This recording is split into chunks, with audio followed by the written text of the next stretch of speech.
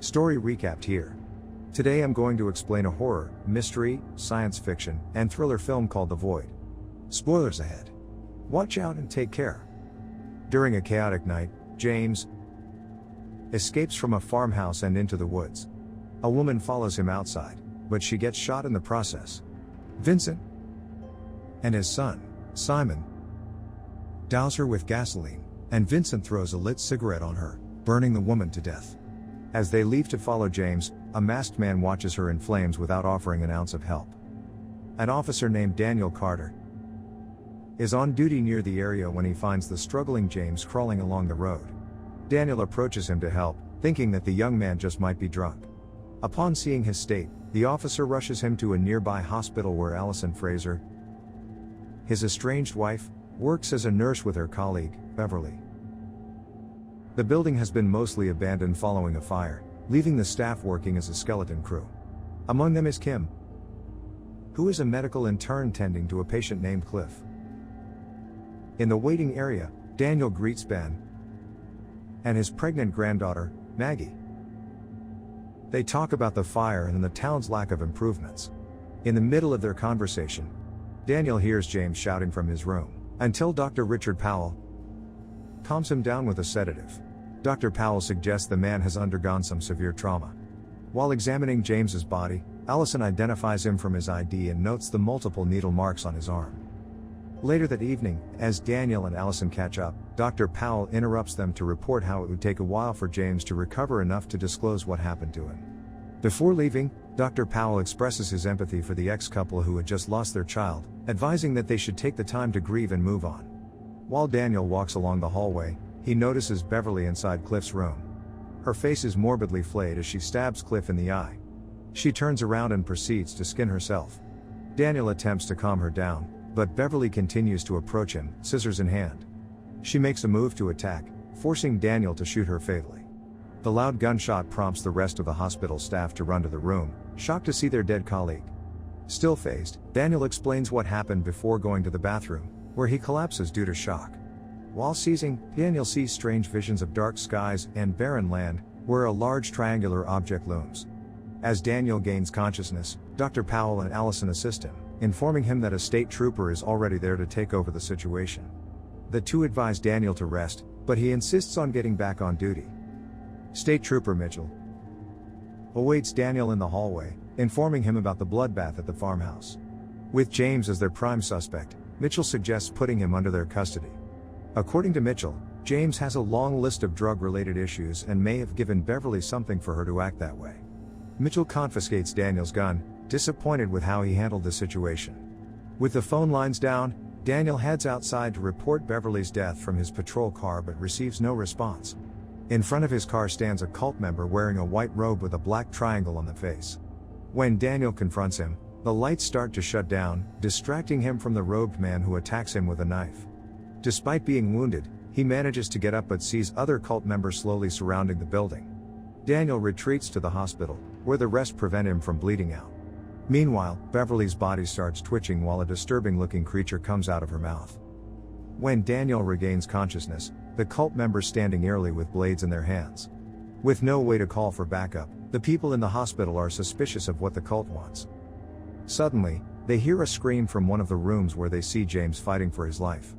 Handcuffed to the bed, James tries to maintain the farthest distance from Beverly, who has now transformed into a tentacled monster.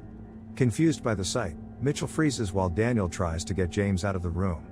After firing gunshots at the creature, who seems immune to bullets, the three leave and close the door behind them. Daniel gathers the rest, arming himself with an axe as he plots to fight their way out of the building. The situation escalates when Vincent and Simon enter the lobby and hold them at gunpoint, commanding them to hand over James. All while the creature is overtaking Beverly's body. James refuses to go with Vincent and Simon, and in return, threatens to kill Maggie. The concerned doctor tries to rescue Maggie by approaching James, but he only gets stabbed in the neck. Unbeknownst to them, the creature creeps onto Mitchell, its tentacles enveloping his body. Daniel attempts to rescue him, but he's too late. The creature crushes Mitchell's eyes. The creature throws Daniel off just as Vincent and Simon arrive. The two shoot it on the head and chops it down until it dies. Daniel rushes back to the others, asking everyone to hide in the office as he handles the situation. Vincent and Simon reach them, arguing with Daniel. After the horrors the two have seen, which resulted in Simon's injured vocal cords, Vincent refuses to trust the group and attempts to kill Daniel. Simon stops him from doing so, thinking that they must work together to escape the hospital.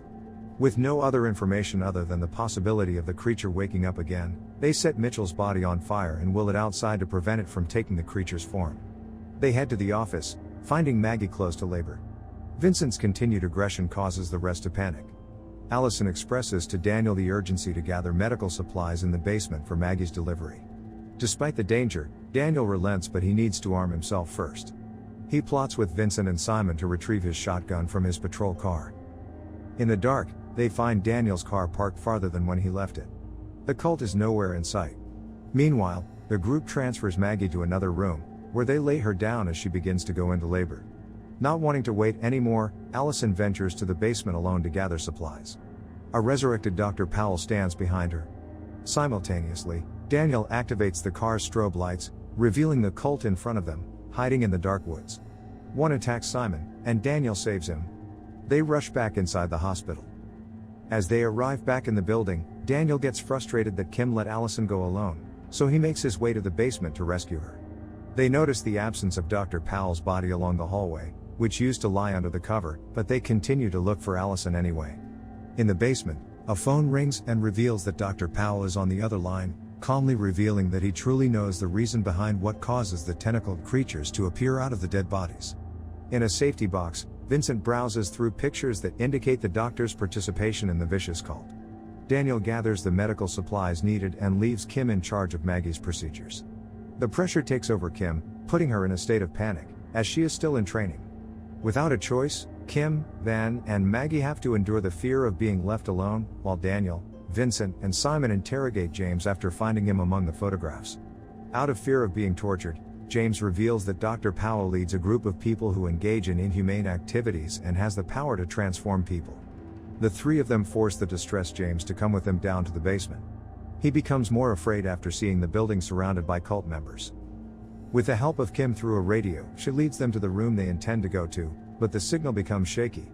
After some time, Kim realizes that they took an unknown set of stairs that might lead to a dangerous place. As Allison regains her consciousness, she finds herself on an operating table while Dr. Powell explains that he found a new way to defy death. This stemmed from the devastating loss of his daughter, Sarah, causing him to resort to unconventional ways to maintain life. Confused by his words, Allison remains immobile because of drugs injected into her. She begs the doctor to spare her life, but according to him, it is too late.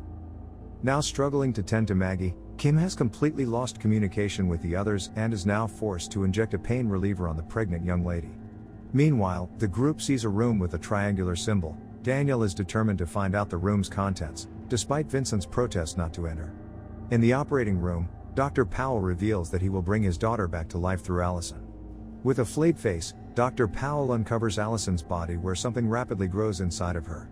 He says that she will turn into something remarkable just as her stomach moves uncontrollably. Back in the basement, Daniel, Simon, Vincent, and James enter the hidden room, surrounded by deformed bodies, corpses brought back to life by a sinister force. With disassembled bodies, the creatures gravitate toward the group to harm them. The corpses fill them with illusion, but Vincent, who phased for a bit, snaps out of it. With monstrous appearances and even superhuman strength, the corpses start attacking them. The four fight them before taking shelter in some corners of the room. Not shortly after, James attacks Daniel, but the officer manages to throw James off, allowing him to be dragged by a mangled creature. Upstairs, Maggie grows weaker as time passes by, and the more time she endures labor, the paler her skin looks, indicating that she might not last long. Fearful of the situation, Kim hesitates to perform an emergency C-section, but Ben pleads with her to gather her strength and save his granddaughter. However, Maggie stands up and slits her grandfather's throat before saying that she is the one carrying Dr. Powell's unborn child. A sense of new strength has captivated her body as her delivery nears. What was causing her pain is now fueling her strength. Kim looks at her with complete fear, but Maggie says not to worry as everything will be fine. Maggie's demeanor and personality have completely shifted as if something or someone is controlling her. Shortly after, Kim sees the cult members enter the building, making her run, but is again trapped by some who are by the door. She locks herself in a room to escape. As the three men get separated in the basement, Vincent and Simon hallucinate about being in their old home, where Vincent blames his son for losing their family. After blurting out hurtful words to his son, he proceeds to attack him. Simon lights a flare gun and drives it into Vincent's chest, snapping them both out of the illusion. After snapping back to reality, Vincent apologizes to his son, accepting his fate. Kim, hidden in the vents, tries to call Daniel for help, but the radio isn't working. She stifles a scream as a cult member comes close. Along the dark hallways, Daniel sees Allison inside the operating room in the full stages of the pregnancy, remembering how devastated they were when they lost their child. Dr. Powell's voice echoes in Daniel's mind, reminding him of how he looked relieved upon learning that their child died. Instantly, Allison transforms into a tentacled creature with slimy parts extending from her body. Refusing to allow Allison to become a monster, he brutally attacks his wife's mutated physique with an axe. Unconsciously, Daniel gets transported to a morgue with a giant glowing triangle where Dr. Powell claims that he has defied God after finding the ability to conquer not just life but also death. Moreover, he promises Daniel that he can reunite with his child again if and only if he is willing to die first. From behind, Maggie appears to stab Daniel before approaching Dr. Powell, who now appears to be skinless. Endearingly, Maggie kneels before him and looks with complete devotion as he recites a chant in front of the triangle which opens. After, Dr. Powell turns back to Maggie again and touches her head as if to bless her. Maggie sees visions of the creature in her body and panics. She screams until her stomach explodes, where a giant, monstrous creature is born. The doctor claims that it is Sarah who has now been reincarnated. Simon and Vincent shoot at the creature from a distance, but it follows them and is ready for bloody combat. The creature takes Vincent, and Simon attempts to save him. After seeing Simon nearly get dragged along, Vincent drenches it in isopropyl alcohol, ordering his son to set them ablaze. Simon hesitates, unable to kill his father. Vincent urges him, seeing a vision of his wife and baby behind his son just as the creature mutilates him. With sadness in his eyes, Simon throws the flare and watches his father in such a tragic state. Simon retreats into the vent, escaping the horror. At the same time, Dr. Powell informs Daniel that he can be reunited with Allison if he stops resisting and starts cooperating with his astral abilities. However, Daniel refuses to join him and tackles him, causing them to tumble into the void. Upstairs, the hallways shake as Simon runs from the monstrous creature. As the walls close in on them, Simon leaps forward, barely escaping before getting trapped inside. He checks behind him, finding the hospital looking normal. He's back to the real world, where he reunites with Kim. At daybreak, the cult members have entirely disappeared as if nothing happened. The void has taken Dr. Powell and his followers away, but Daniel and Allison hold hands in a different world under a black pyramid where they have reincarnated. In this dark place, they remain unharmed spirits trapped in a void, unsure if this is the end of them or just the beginning. Subscribe to watch more videos like this. Turn on notifications. And leave a like, it really helps the channel out. Thank you for watching.